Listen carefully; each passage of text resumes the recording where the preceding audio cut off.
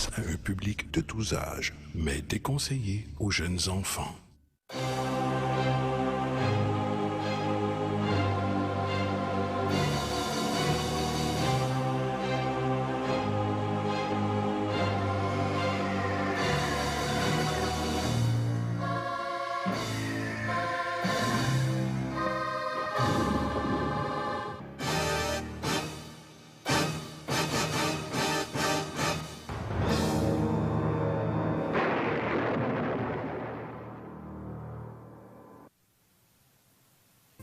When Universal Pictures assumed its new corporate identity of Universal International in 1946, it seemed to mark the end of an era.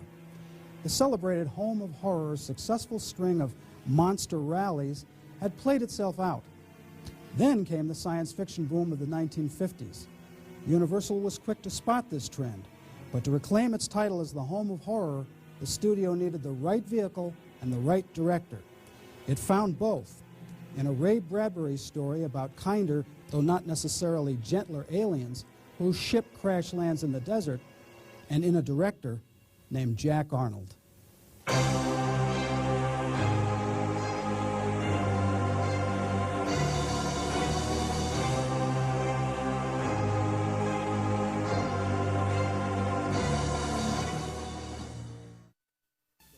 Jack Arnold was an unlikely choice for horror or science fiction superstardom. He had never expressed much interest in either of them. Born in New Haven, Connecticut in 1916, he learned filmmaking as a photographer in the U.S. Signal Corps during World War II. After the war, he moved into documentaries. Then he went to Hollywood to pursue a film career, first as an actor, appearing in 14 films, then as an assistant director. Under contract to Universal, he made his directorial debut with the juvenile delinquency drama Girls in the Night. They told me at one time, we're bringing a new director in. He will be on different sets, not my set as a director, but my set as a dialogue director, let's say, with another director. Then I would work on another film, and here's this fellow Jack Arnold. In other words, he was observing for some time. I don't know whether it was weeks or months or, I don't know, perhaps even a year. But he was there to observe. And then when they gave him the first film, they put me on as a dialogue director. Arnold's breakthrough came the same year, 1953, with the release of the film that would set the pattern for the modern horror science fiction movie. It Came from Outer Space. Yes, it came from outer space to fill the world with terror, to bring you unforgettable suspense. What was it? Where did it come from? Who were the all-powerful creatures it brought from outer space? And what did they want on Earth? You can learn the amazing answer only when you see the most thrilling picture in years. It Came from Outer Space. It Came from Outer Space established the basic formula for Universal's fear films of the 1950s, with its combination of traditional horror elements and speculative ideas. But it went even farther by defining the science fiction film as we know it today, influencing a whole new generation of science fiction films and filmmakers. I remember in Starman, I was working with ILM, and we had to have this ship come down and crash, and they said, well, what do you want it to look like? And I said, take a look at It Came from Outer Space. I mean, that's the best example of kind of a meteor crash I've ever seen. Ray Bradbury told me that when he went to see Close Encounters of the Third Kind, on the way out of the theater, Steven Spielberg stopped him, said, how did you like your movie? And Bradbury said, what are you talking about? He said, well, that's my version of It Came from Outer Space. Behind the science fiction trappings of It Came from Outer Space, there also lurked a subtle plea for understanding and tolerance of those who are different from us. It's a theme that runs throughout all of Jack Arnold's fear film classics of the 50s, and was quite a daring concept for those early Cold War, pre-civil rights days. He was dealing with something that nobody else dared to do at the time. You know, it was strictly fantasy. So it was fun. As I say, I use the word fun. It was always fun working with Jack. He was very happy with It Came from Outer Space. He was very happy to get that because he said, this is something that no one knows anything about. No one knows anything about 3D. Ladies and gentlemen, my name is Richard Carlson. I'm sure you'd all like to know something about the new entertainment miracle, Third Dimension, what it is, what it does. Well, the best way I can describe it to you is to tell you that It makes the screen absolutely real and alive. People, objects, landscapes take on a depth and a dimension such as they have in real life. And it has an added quality. Objects actually seem to come out of the screen. So real they almost touch you, creating the most dramatic impact that the screen has ever known. Coming to an incredible climax when a molten meteoric spaceship from another planet rushes out of the heavens right at you.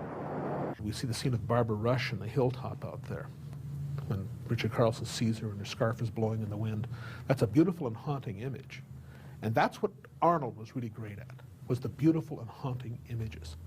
Pleased with the box office success of It Came from Outer Space, Universal encouraged Jack Arnold and his producer, William Allen, to follow up with another monster show that would lend itself to a series in the tradition of its grand old Dracula and Frankenstein films. Filmically, we pioneered. You understand that Creature from Black Lagoon was the first free-swimming underwater film ever made? The filmmakers obliged by replacing It Came from Outer Space's exotic desert setting with an equally exotic tropical one, and replacing its aliens from outer space with a sleek, even sexy, ferocious and deadly gill man. This lungfish, the bridge between fish and the land animal. This one was a failure. It hasn't changed in millions of years. But here we have a clue to an answer. Starring Richard Carlson, grimly adventuring underwater in the depths of the mighty Amazon. Lovely Julia Adams, her beauty a lure even to the man-beast from the dawn of time.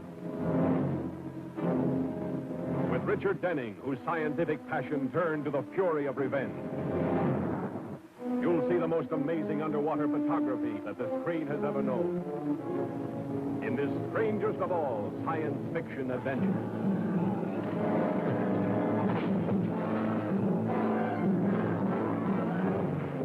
Four men dead so far. We're staying until we get, or until somebody else gets killed.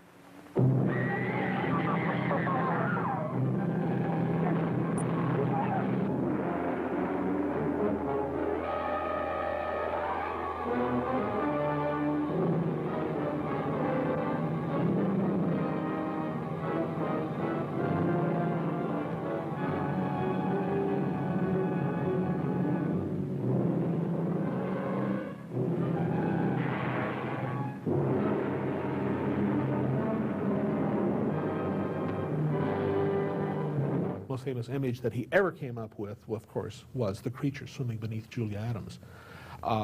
Tom Weaver, in recent articles, has tried to say, well, that was shot by the second unit director. In fact, it was shot by the second unit director. But that scene was written by Jack Arnold. And he told the second unit director how to shoot it. We had air hoses hidden behind rocks all around the place. And he'd go down this far, get behind a rock, take a breath, and keep going out, and then we'd cut the film so it seemed like all just one move, see. The Creature from the Black Lagoon was one of Jack Arnold's biggest hits. The studio demanded a sequel. The gill man was recaptured, brought back, and shipped off to Florida for revenge of the creature.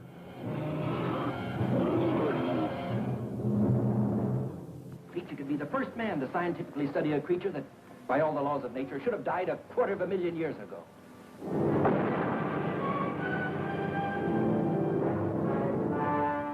They dared to bring him back alive from his haunts deep in the jungles of the Amazon. They dared to put him on display with the other denizens of the deep, while thousands came to marvel and wonder. You know, I pity him sometimes. He's so alone. The only one of his kind in the world. If anything goes wrong, you head straight to the surface, you understand? All right, let's go. They dared to study him, to probe him, to tempt him with the lure of a woman's beauty, thinking that mere chains could hold in check the primeval forces that surged and roiled within this strange being from the dawn of time. Hey, look! He broke the chain!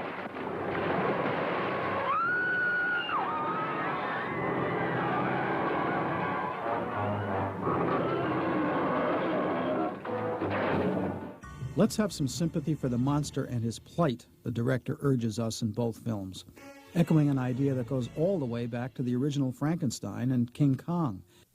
Oh, he felt strongly about the creature from the Black Lagoon. He wanted people to care about the creature. He didn't think of it as a sex exploitation thing, which it has sometimes been referred to, because the creature obviously was enormously attracted to Julie Adams in the beautiful swimsuit.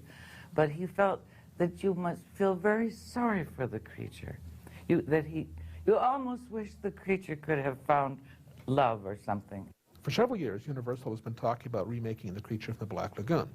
Initially, they talked about it some years back when Jack Arnold himself was going to direct it from a script by Nigel Neal, one of the great writers of science fiction for films and television. And Neal wrote the script, and he came over here and met with Arnold, and it was going to be in 3D.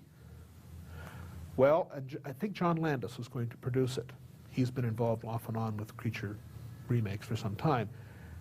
Universal thought we could either do this or we could do Jaws 3D. And they did Jaws 3D instead. I had an idea. Well, hell, if you're going to go back and do the creature, you got to give him a wife, for Christ's sake. You got to give him children. And I suddenly saw a whole bunch of little fish people and a mother. I said, they want to really go, that's the way to go.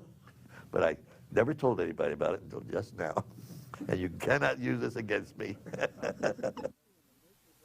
For its entry in the Nature Gone Mad giant bug sweepstakes, another trend of 1950s fear films, Universal again turned to Jack Arnold, whose tarantula is one of the best of the bunch. But what if circumstances were to magnify one of them in size and strength, took it out of its primitive world and turned it loose in ours? Then expect something that's fiercer, more cruel and deadly than anything that ever walked the earth. Arnold once more returned to the forbidding landscape of the desert. The aliens and Gillman of his previous films were replaced by a giant hairy spider that marauds the countryside, killing cattle and people alike, until it is blown sky high by a military fighter plane piloted by a young actor named Clint Eastwood. But the real star is the title character, a truly mega tarantula calculated to give arachnophobes everywhere a chill or two, as it keeps popping out of nowhere like the shark in Jaws. That was really kind of fun, because when you consider a little animal that's about that big, and then you put it up on a mountain,